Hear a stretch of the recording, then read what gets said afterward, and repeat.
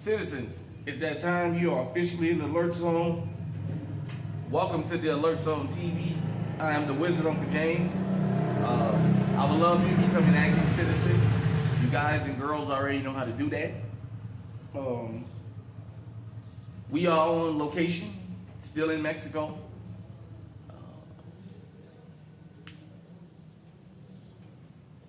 Let me just go ahead on and get into this because I had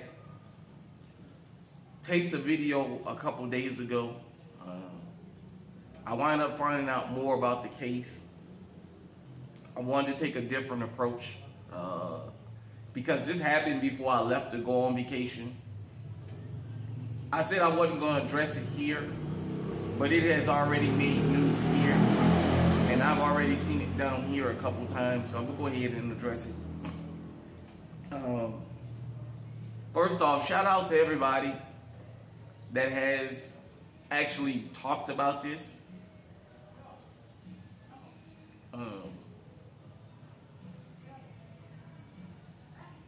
Sonya Massey. This happened before I left to come down here. I didn't want to jump the gun. I know what the usual play out is, but here I like to give it to you down the middle. I don't like to be biased. I think I'm a little biased when it comes to Canik firearms, when it comes to 9mm. I just love Canik. You guys know that. But I try to be down the middle on this channel.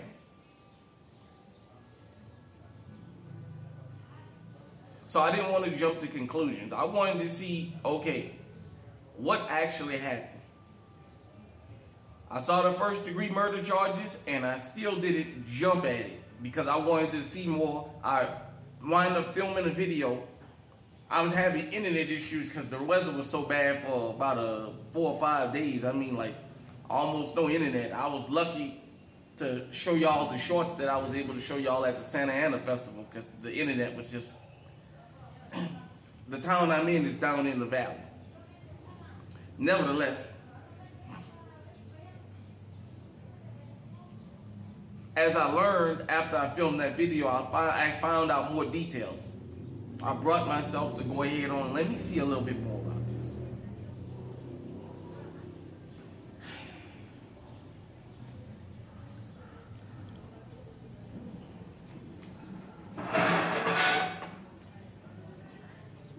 Having my morning cup of go-go juice coffee down here in Mexico.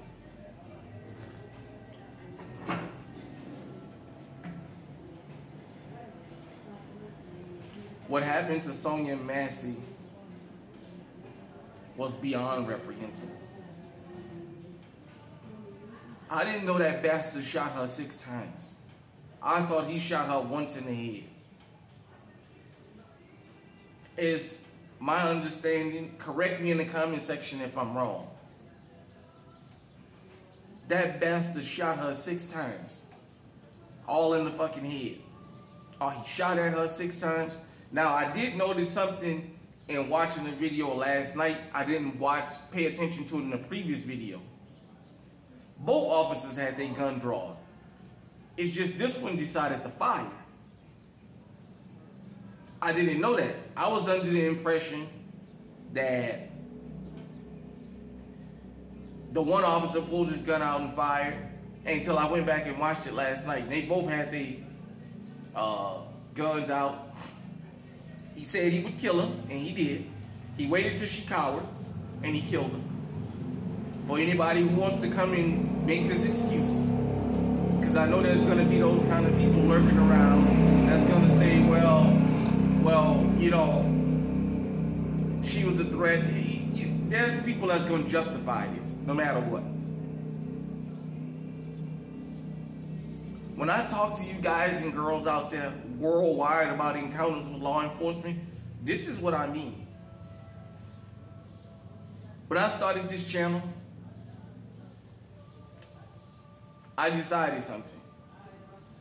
We're going to have a conversation, just a little general conversation, just for a minute. I was watching the different GunTube channels. I was watching the different posts and I noticed a theme started coming up. And this was some years back. I can tell you 18, 19, something like that. Maybe 20. I just kept noticing the different posts where people kept saying, don't bring race into firearms. Firearms and race don't go together. And I asked myself, why is there such a collective effort to sidestep that? We live in America. We live in a country. We live in a planet that has a color-coded caste system. That is just a fact. That's world history. That's not Unc making it up. That's not Unc stirring the pot. Anywhere you go, you got this woman running for president in America right now that comes from a country that's a caste system. She's considered to be white in our country. In India. Even though she was born in America, she's still considered to be Indian and she's white. I just kept saying to myself, why do they keep wanting to not bring that up? And I'm not saying that this channel is specifically for racial topics, but it's a Second Amendment channel, and I think we owe it to the people out there to tell the fucking truth. Don't say something don't exist that exists. If you don't want to talk about it, don't mention it at all. Don't say don't talk about it, because you're telling people something exists that you don't want them to talk about. I went around to different channels. You guys know I have picked one channel in particular. And I thought when I first watched that channel, I was happy to see his channel. As I started watching it more and more, and I started hearing different people at work, at the place I was working at the time, talk about this, I had heard these guys make some statements and make some jokes that I didn't think was funny, and they were racially charged. I started reading his comment section, and I started going to other channels, and people would mention him about how he was buck dancing. I thought it was me. And then as the time went on, I started figuring out, yeah, it's not me. I'm not exaggerating. I'm not overthinking this. He is. And then he pulls this Chicago problem. And his thumbnail tells you everything you need to know about the type of narrative that he's pushing. We talk about crime here. We talk about firearms that we recommend. We have fun on this channel. But we don't sell you dreams. This is the only channel you can come to where we specifically go after youth and tell youth what to not get caught up in, as far as letting your friends talk you into getting guns and then going out and starting trouble because they know you got firearms. We discourage that. I tell the youth all the time, if you're young and you just got your firearm, don't let none of your rowdy friends get you in that water to go out there and kill somebody behind them with your firearm. I discourage that. We talk about women here and how we beg women to get legally armed out here. I teach you guys and girls, when you start with dealing with law enforcement, make it as quick as possible, because you don't know who's behind that gun. You don't know who's behind that badge. That's what we do here. Also, I tell you, because of my personal experiences, and I went through it for years. I moved away from New Orleans when I was 30. If I lived to the end of August, I'll be 45. I can tell you for about 21 years, from around 8, 9 years old is when I had my first encounter with law enforcement. Yeah, they started us off targeting us that young. When I got firearms legally, I told you guys and girls about the stops that I've been through. I know my Second Amendment rights has an asterisk to it. A lot of people tell you that it don't, but it's a lie. Because if that was the case, when Philando Castile got killed, all the Oath Keepers, the NRA, all these gun rights advocates would have went nuts in this country. And ain't none of them say nothing. They just turned their head. Oh well. It had to be us from the grassroots that got out here and made a big deal about, hey, wait a minute. That man was protecting his Second Amendment rights. Isn't the Second Amendment supposed to be for everybody? Or is it just for certain people? And, well, their silence spoke everything. When I tell you guys and girls about dealing with law enforcement, I'm tired of giving a disclaimer about not all cops. I'm tired of giving these disclaimers. Because this shit keep happening. And I keep having people tell me, well, it's only a few bad cops. This happens nationwide. It can't be a few bad cops if it's happening nationwide. It can't be. You can't have, just like the video I saw last night of a guy in handcuffs asking LAPD, what did he do? And this fucking officer punches him in his face while he's already cuffed on video. You can't have a Rampart division. If it's just a few bad apples, you can't. You can't have, shout out to my boy T Electric, a crash unit without that. The Scorpion unit, the Red Dogs, the Jump Out Boys in New Orleans. You can't have that without head busters. I told you guys and girls, there's a Derek Chauvin on every police department in America, and there is one on every police department on this fucking planet. I'm here in Mexico. They're here. Oh yeah. When I get back on the other side, I'll tell you guys a little incident that happened on the way down here. I don't want to do it now because I still got to get the country. You know what I'm saying? And I mean, let's be honest. It's not like it's hard to pick me out. But worldwide, there's a Derek Chauvin. Why do you think when the George Floyd uprisings happened, it resonated across the fucking world? For all y'all who talked about, oh, well, they was just burning down everything. First off, let me fact check you just for a second. It was a white guy in Minneapolis who was a convicted felon that kicked them riots off. He was up there at AutoZone with a hammer, and the government knew who he was because they wound up putting his name out there, breaking the windows. He was sent to do that. Breaking out the windows of the businesses, and the people grabbed him and said, hey man, we didn't come out here for that. You gonna start this and they gonna blame this on us. I saw in Illinois where it was white women running out of Bed Bath & Beyond. I live in Iowa, Marshalltown. In Des Moines, it was white folks out there tearing Des Moines up. Wasn't no black folks. Although we got the blame for it. The George Floyd uprisings resonated worldwide for one reason. Police misconduct is not only an American thing, it's a global thing. For those people who love to argue with you about it's just a few bad apples, it's just a few bad apples that make us. This dude been on 6 police departments. 6. He got kicked out of the military, so what does that tell you? Now, what does that tell you about the military? He got kicked out of the military, yet they still recommended him to have a badge and a gun. Let me make this very, very clear to everybody. Because this is, you're going to hear this here. This is what we do here. We teach at the Alert Zone. Let me give y'all the steps.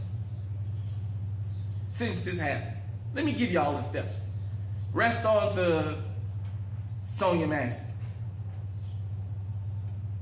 Let's just say 90% of law enforcement start off. They rookies. They join in the police force to do the right thing. There's going to be that 10% that's coming in for wrong. Let's talk about the 90% and how they turn into what the 10% starts out as.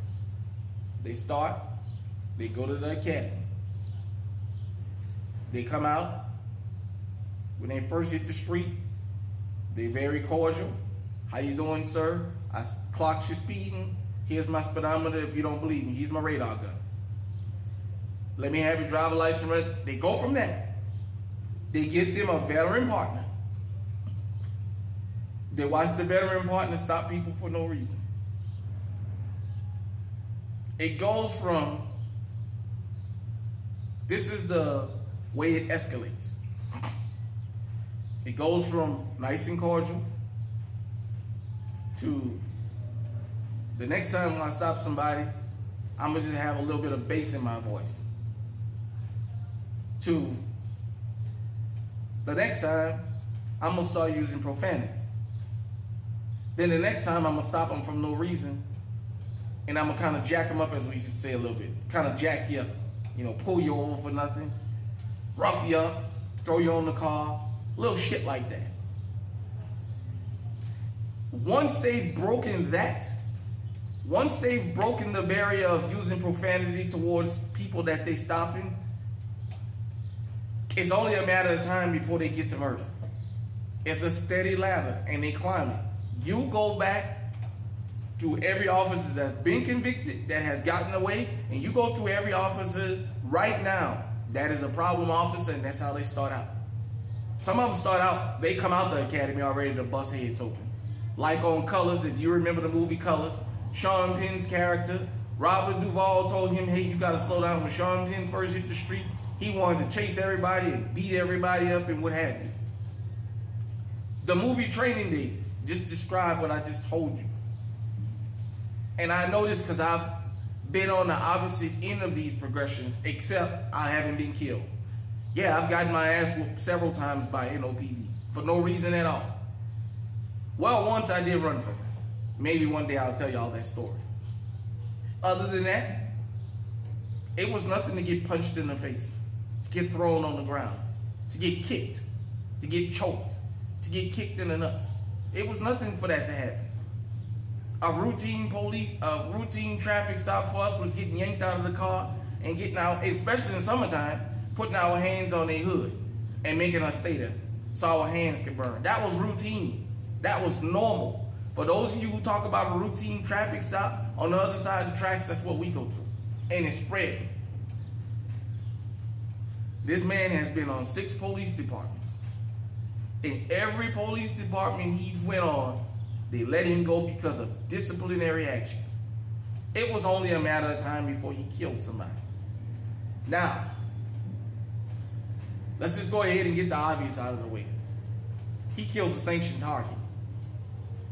Sonya Massey is a sanctioned target. Period, point blank, she's sanctioned. Yeah, they gave him first-degree murder, so what? He still has to get a jury picked. He still has to go to trial. Now, he might decide he wants a bench trial. You know how these judges have been since the juries, more and more as it happens openly, the juries are starting to revolt. For those of you who don't know, jury nullification is a process of countrywide in America, where the clerk of court, for all of y'all who live in these places where you say is a racist haven, the most racist person in the town is the clerk of court. Because when you register to vote, your name automatically goes into the jury pool. Well, there's a process called jury nullification, in which they purposely not select black men to sit on juries, especially involving police misconduct, because they said black men in America are more likely to experience police misconduct, so they don't feel we can be up the middle. They feel that we would really examine the evidence and probably convict a cop or let the person off that the cop is testifying against, because we experience so much brutality from them for no reason. So, just in case you guys never knew that term, you know it now.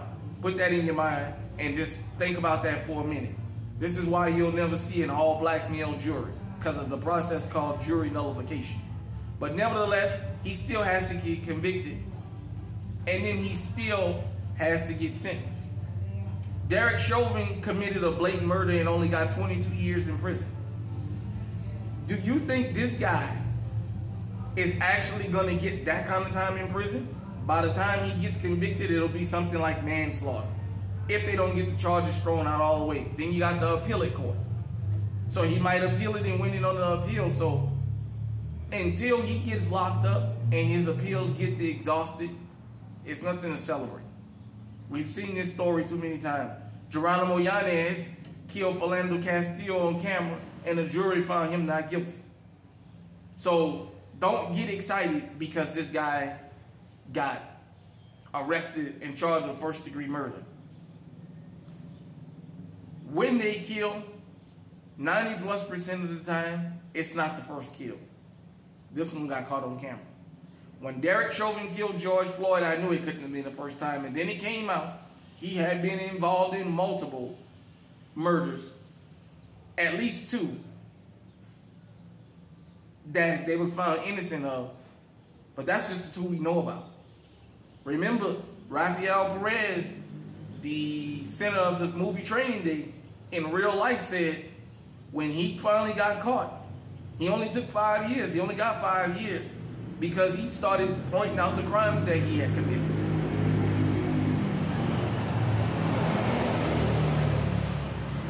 This bastard had murder on his mind. Sonya Massey was in a role. I'm hearing a certain thing about that whole thing, and I have to look into that. Sonya Massey was home in a robe. She put the pot down. He claimed, now they're saying that there wasn't even any water in the pot, but okay, let's just say there's hot water in the pot. She put the pot back because she rebuked him in the name of Jesus. She cowered down and put her hands up, and he did exactly what he said he was going to do. Let me say this. Ask yourself one question. What made him comfortable to shoot her on camera with her hands up if he didn't think he's going to get away with this? No insane person who thinks that they can't get away with it would have did that. Even insane people know better than that. What made him think, I'm going to kill her and I'm going to get away with it? He's never been punished for nothing he's done before. It's kind of like I tell guys and girls out here, the youth, when y'all want to get involved in the streets. If you got a friend at 9, 10, 11 years old that can come and go out of the house anytime they please, 2, 3 o'clock in the morning, that's the worst person to get involved in street business with. That motherfucker's never been punished before. When his punishments finally catch up to him, that motherfucker gonna rat you out. Because he's never had to suffer for his consequences. Let me tell you something. Assault, since police get the most protection under the law, and everything they do, you do to them, is an enhancement. Well, the punishment should be the same way. Anytime a cop assaults somebody, that's supposed to be 25 to life. Not 25 flat, 25 to life. Murder? Oh, that's supposed to be life without parole or the death penalty. There ain't supposed to be no in between. I know a lot of people used to put the narrative out there before camera phones that law enforcement have a dangerous job in the split seconds. No, it's not. Because camera phones and body cameras are starting to show these are not split-second decisions. These are premeditated. Think about this. They charged him with first-degree murder. He said he was going to shoot her. She put the pot down, said she was sorry, put her hands up, and he fucking shot her. That was premeditated. The majority, you can't keep having these kind of cop shootings. I don't care what color the person is across this country, in America, and across this world, and it be split second. You can't have that many incidents and it just always be split second. These are premeditated. I told you. You don't know who's behind that damn gun. You don't know who's behind that badge. Make your encounter with them as quick as possible.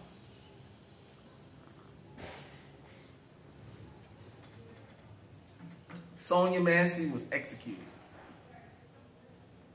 And it has gotten so bad now because America is a melting pot. People from foreign countries are seeing this and they're sending this. This is all over the world what happened to this lady. You can't talk about human rights abuses in Africa and China and North Korea when you got literal law enforcement walking through America shooting people in the head.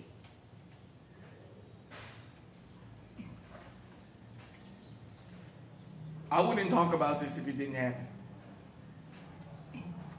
I know some of y'all gun tubers don't want to hear any kind of racial thing because you come to gun tube to escape that. I understand it. That's not what we make it about here. But we just tell what it is. There seems to be a process of everybody don't mind talking about Chicago as long as it's about one particular group of people. We teach you about crime, and if we're going to tell it, we're going to tell it all. We're not going to pick and choose. We're going to tell you in the hood, you got to be strapped. But you can go in the grocery store while guys going in the grocery store and airing the place out, or in church and airing the place out and tell you, well, you're okay there. You're okay in your gated community. It's just the hood you got to watch. Because crime has spread everywhere. More and more, America is getting close. When the people decide that law enforcement is not going to be legitimate anymore, we're going to see a changing of the guard. All you officers that's out here going off about what happened to Sonya Massey, don't go off on him, Sean Grayson, or whatever the hell his name is, for what he did. Why don't you out the motherfuckers on your department? I have yet to see a police department resign in protest that they have a rogue cop like Derek Chauvin on their force and they refuse to work for him. I've yet to see a police department say, unless you get rid of these rotten motherfuckers, we quit. Y'all go right along with them until they kill somebody. When they kill somebody, you condemn them. You say it don't surprise you, but you keep going. The LA County Sheriff's Department got open gangs. LAPD is an open gang. NYPD, open gang. We got open gangs running around in America with guns and badges. They got a whole system that'll protect them. They got the majority of the country that sympathizes with them. That's why they fixed the jury and the clerk of courts. They got the prosecution that'll throw the case, like Tamir Rice, Timothy Lohan. They threw that case. You got the judges. You got corrections officers, because these guys go to prison doesn't mean they live a bad life. Besides Derek Chauvin, how many of them you ever hear about getting shanked? Well, you got corrections officers that behave the same way. If you don't believe me, just YouTube some of that about some of these corrections officers. I can tell you a story I seen about a corrections officer that was just, it was inhumane what he was doing. Hit me in the comment section, let me know what you think. Rest on the Sonya Massey. Your story has went worldwide. Till next time, everybody out there, stay safe, stay on the high alert.